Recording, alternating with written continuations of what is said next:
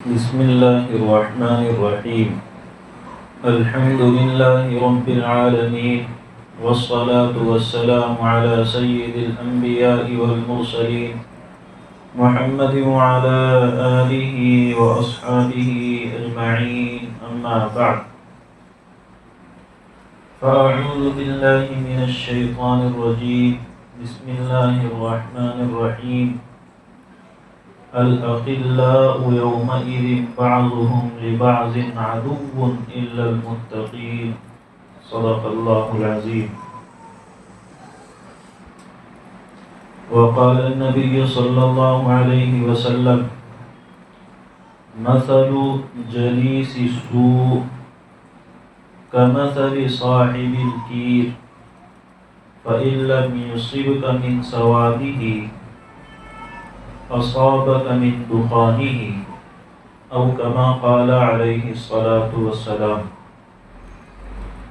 اللہ نے انسان کو ایسا بنایا کہ اس کی فطرت میں تاثیر بھی رکھی اور تأثر بھی. کیا مطلب؟ انسان اپنی فطرت کے لحاظ سے دوسروں سے اثر قبول کرتا ہے، اپنے ساتھ رہنے والے لوگوں کا اثر قبول کرتا ہے، اپنے آس پاس کے ماحول کا اثر قبول کرتا ہے. جس طرح کے ماحول میں رہے گا ویسی اس کی سوچ اور خیالات بنیں گے. یہاں تک کہ جانوروں کا اثر بھی قبول کرتا ہے. وہ لوگ جو بکریاں پالتے تھے اللہ کے رسول کے زمانے میں یا آج بھی پالتے ہیں، ان کے خیالات، ان کے سوچنے کا انداز الگ ہوتا ہے. اور وہ لوگ جو اونٹ پالتے تھے یا آج بھی اس طرح کے جانور پالتے ہیں، ان کے خیالات، ان کی سوچ الگ طرح سے کام کرتی ہے. وہ آدمی جو کاروبار تجارت کا کرے گا اس کی سوچ اس طرح کی ہوگی، اور جس آدمی کے یہاں کاشتکاری ہوگی وہ اس ڈھنگ سے سوچے گا. یعنی انسان جس طرح کے ماحول میں ہوگا اس طرح کے خیالات اس کے بنتے چلے جائیں گے. جس طرح کے لوگوں کے ساتھ رہے گا اس طرح کی سوچ اس کی بنتی ہوئی چلی جائے گی. اللہ کے رسول صلی اللہ علیہ وسلم دو مثالیں ذکر فرماتے ہیں. ایک وہ شخص جو برے ساتھی کے ساتھ رہتا ہے، دوسری مثال اچھے ساتھی کی. برے ساتھی کی مثال اللہ کے رسول نے فرمائی: مثل جلیس السوء کمثل صاحب الکیر. وہ آدمی جس کا ہم نشین، جس کے ساتھ میں اٹھنے بیٹھنے والا شخص برا ہو، وہ ایسے ہے جیسے بھٹی کے پاس بیٹھنے والا شخص. لوہار کا کام جو رہتا ہے اس کے اندر صاف صفائی عام طور سے نہیں ہے. آگ جلانے کے لیے ایک بھٹی ہے جس سے آگ کی چنگاریاں اٹھتی ہیں. وہاں جو سامان پڑا ہوا ہوتا ہے اس پر اس طرح سے گندگی چڑھی ہوتی ہے کہ وہ آپ کے کپڑوں پر لگ جائے تو برا نشان چھوڑ کر کے جاتا ہے. وہاں آگ جل رہی ہے تو اس کا دھواں بھی ہے. تو اللہ کے رسول نے اس پورے ماحول کو سامنے رکھ کر فرمایا کہ اگر اس کی بھٹی کی آگ تمہیں نہ لگے، اگر اس کے آس پاس کی گندگی تمہارے کپڑوں کو نہ بھی لگے، تو پھر کم سے کم یہ ضرور ہوگا کہ اس کا دھواں تمہارے ناکوں کے راستے سے تمہارے حلق تک پہنچ جائے گا. اتنا اثر تو کم سے کم لوگے. اچھا ہم نشین، اچھا پڑوسی، اچھا دوست بالکل ویسے ہے جیسے آپ عطر فروش کے پاس میں بیٹھ جائے، عطر بیچنے والے کے پاس میں بیٹھ جائے. وہ جب دوسروں کو چیک کرا رہا ہے تو ایک آدھ بوند آپ کے ہاتھ پر، آپ کے کپڑوں پر لگا دے گا.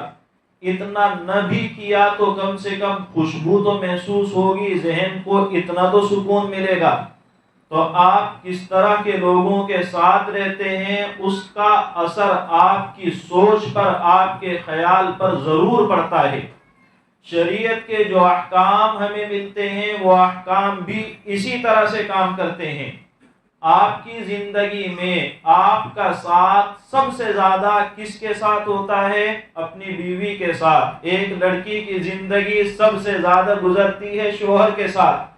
اللہ کے رسول صلی اللہ علیہ وسلم جب لڑکے کے انتخاب کی بات کرتے ہیں وہاں کہتے ہیں اچھے کو منتخب کرو، جب لڑکی کے انتخاب کی بات کرتے ہیں وہاں کہتے ہیں دینداری کی بنیاد پر منتخب کرو۔ دونوں سلسلے میں اللہ کے رسول کے فرمان موجود ہیں۔ اللہ کے رسول نے فرمایا تنکح المرأة لأربعین، کسی بھی سماج میں، کسی بھی معاشرے میں جب لڑکی کو دیکھا جا رہا ہے، اس کے ساتھ نکاح کا معاملہ آگے بڑھانے کی کوشش کی جا رہی ہے تو 4 چیزوں کو دیکھتے ہیں۔ لمالہا، بڑے پیسے والے باپ کی بیٹی ہے، کچھ نہ کچھ تو مل ہی جائے گا، نہ بھی ملا بعد میں جائیداد میں سے لے لیں گے، ایسے کر کے ویسے کر کے مال آنے والا ہے، مال کا لالچ۔ ولحسبہا، اس کا خاندان بہت بڑا ہے۔ ولجمالہا، ایسی خوبصورت لڑکی کا انتخاب کیا جا رہا ہے کہ دنیا عش عش کرے کتنی خوبصورت بیوی ملی ہے۔ فاظفر بذات الدین تربت یداک، تمہیں اگر کامیابی چاہیے، تم اپنے لیے اگر انتخاب کرنے بیٹھو تو دیندار کو منتخب کرو۔ چوتھی چیز یہ ہے دین کی بنیاد پر رشتہ قائم کرو۔ دین کی بنیاد پر رشتہ قائم کرو گے، فائدہ کیا ہوگا؟ بہت سارے فوائد ہیں۔ آپ کی اولاد پر اچھا اثر پڑے گا، آپ کے گھر کا ماحول اچھا ہوگا، آپ کی زندگی کے فیصلے کرنے میں آپ کو مدد ملے گی۔ یہ سارے فوائد، ان کے علاوہ جتنے چاہیں آپ نکالتے رہیں، شمار کرتے رہیں۔ ایک بڑا فائدہ یہ ہوگا اگر وہ دیندار ہوگی اور آپ حرام کی کمائی گھر میں لے کر کے آئے گی تو وہ آپ کو کہے گی حرام کا ایک لقمہ بھی نہیں چاہیے، بھوکا رہنا منظور ہے، ہمیں آپ کی اس کمائی سے کوئی حصہ نہیں چاہیے، واپس چھوڑ کر کے آؤ۔ آپ حرام کما کر کے اپنا پیٹ بھرو گے، جہنم کا ایندھن بنو گے، حرام کما کر کے اپنی آخرت کو برباد کرو گے، اپنی اولاد کی دنیا اور آخرت دونوں کو برباد کرو گے۔ جس اولاد کی تربیت حرام مال سے ہوگی وہ اولاد نہ آپ کے کام آئے گی، نہ دین کے کام آئے گی، نہ خود اپنی ذات کے کام آئے گی۔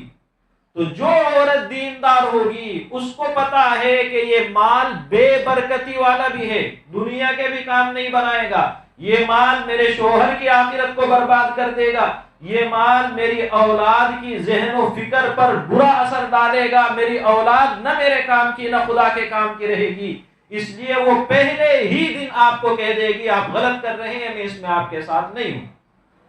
اس لیے آپ کی ذمہ داری ہے کہ جب نکاح کرنے چلیں دیندار عورت کو دیکھیں۔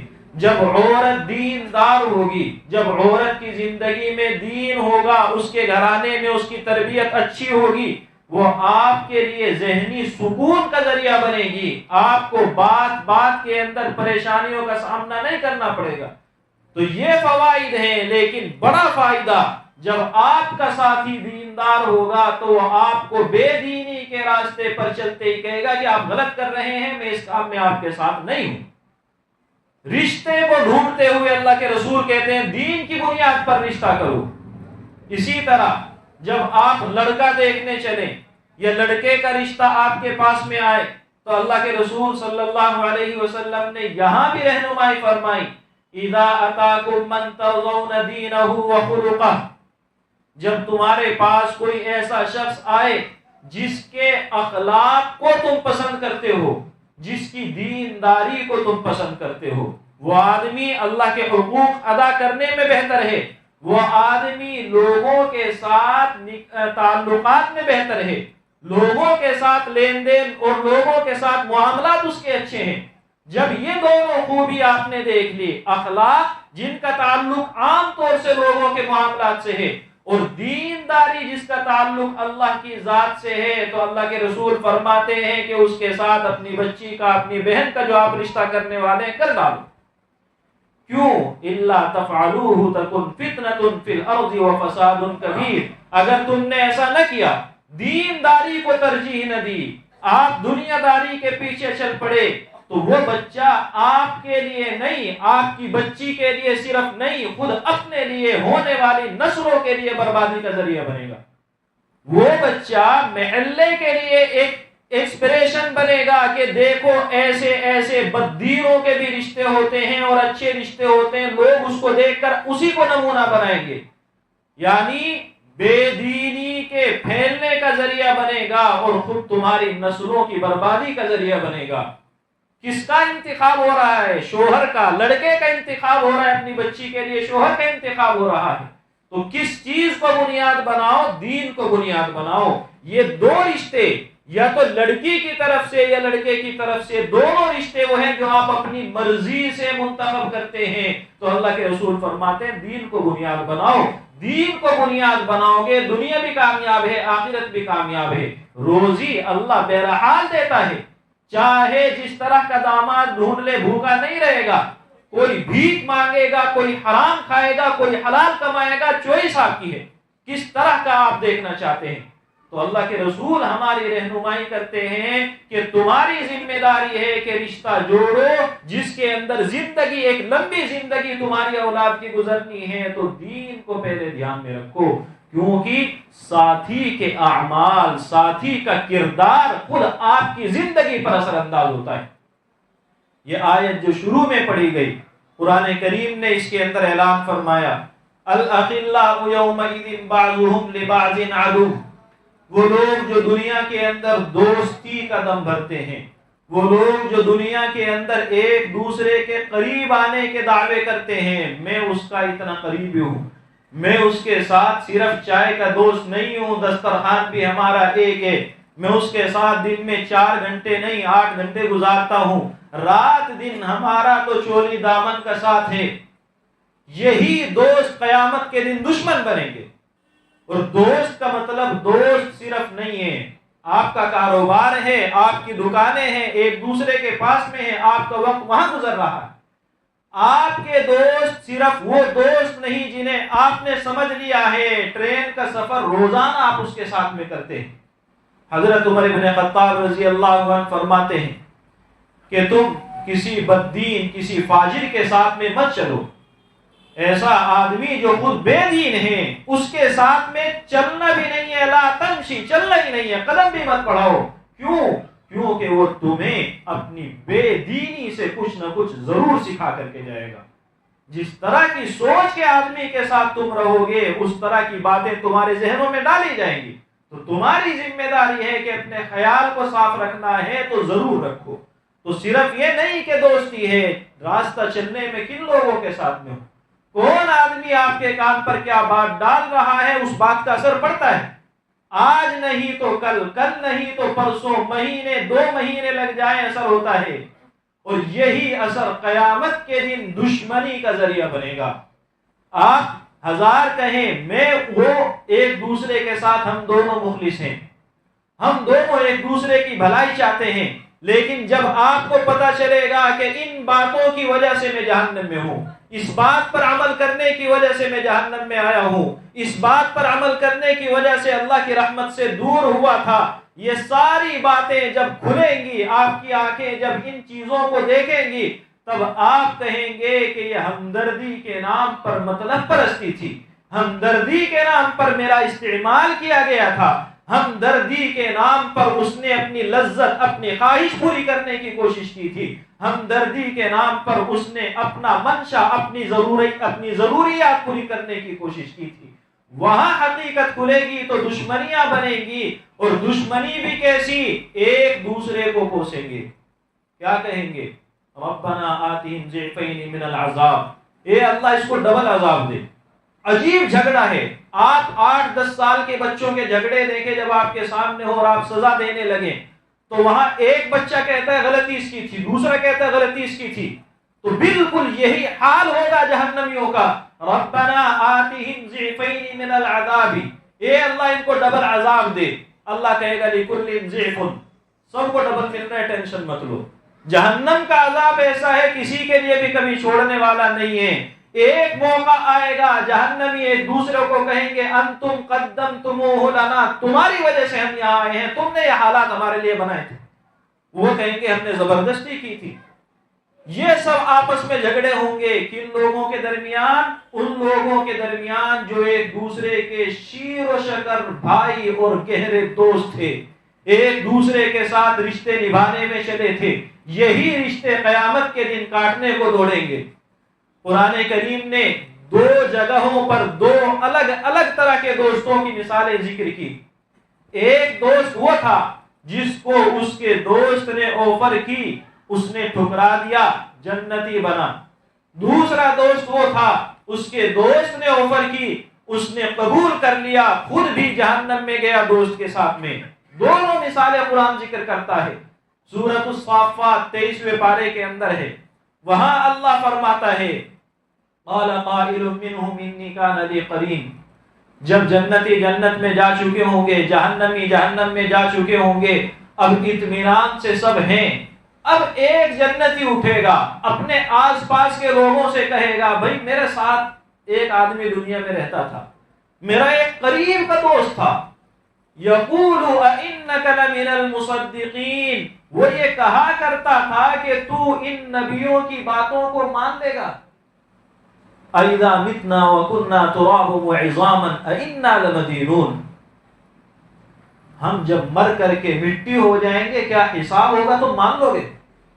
جب آپ یہ سوال کرتے ہیں کہ تم مان لو گے تو اصل میں منشا ہوتا ہے ماننا نہیں ہے، بات بے سر پیر کی ہے، اس بات پر بھروسہ نہیں کیا جا سکتا، مت مانو. یہ خواہش ہوتی ہے کہنے والے. تم اس کی بات مان رہے ہو، تم اس کے چکروں میں آ رہے ہو، تمہیں بھی یقین ہو رہا ہے. اس طرح کے جب الفاظ وہاں پر استعمال کیے جائیں گے، یا یہ آدمی اس طرح کے الفاظ جب میرے بارے میں استعمال کر رہا تھا تو دیکھیں تو اس کا حشر کیا ہے. هل انتم مطلعون، آؤ چلو سب چلتے ہیں جہنم میں، جھانک کے دیکھتے ہیں دور سے. درمیان میں ایک آڑ ہوگی، جہنم کی آگ کا اثر جنت میں نہیں آئے گا، لیکن اللہ کی طرف سے یہ انتظام کیا جائے گا کہ جنتی جہنمیوں کا حشر دیکھیں.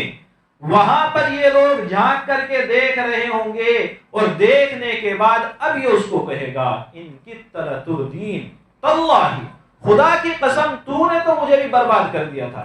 جہنمی کو وہاں کہے گا خدا کی قسم تیری بات مان لیتا، جب تو قیامت کے انکار کی بات کر رہا تھا اگر میں تیری باتوں میں آ جاتا لَكُنْتُ مِنَ الْمُحْضَرِينَ وَلَوْلَا نِعْمَةُ رَبِّي، اگر میرے رب کا احسان نہ ہوتا، اللہ کا فضل نہ ہوتا تو میں بھی یہی جہنم میں حاضری لگا رہا ہوتا جیسے تو لگا رہا ہے. نبی نے سمجھایا تھا تیری دوستی کے چکر میں آ جاتا، تیری باتوں پر اعتماد کر لیتا، جو باتیں ادھر ادھر کی گھڑ کر کے تو نے میرے سامنے پیش کی تھی ان باتوں پر بھروسہ کر لیتا تو جو حشر تیرا ہے وہی میرا بھی ہوتا. کون کہہ رہا ہے؟ وہ آدمی جس کو اس کے دوست نے ایک بات کا جھانسا دیا، اس نے ٹھکرا دیا، اللہ کی رحمت کا حقدار بنا، جنت کے اندر ٹھکانہ ملا تو جہنمی کو کوستا ہے کہ تو نے تو مجھے بھی برباد کر دیا تھا. قرآن ایک دوسرے شخص کا واقعہ ذکر کرتا ہے.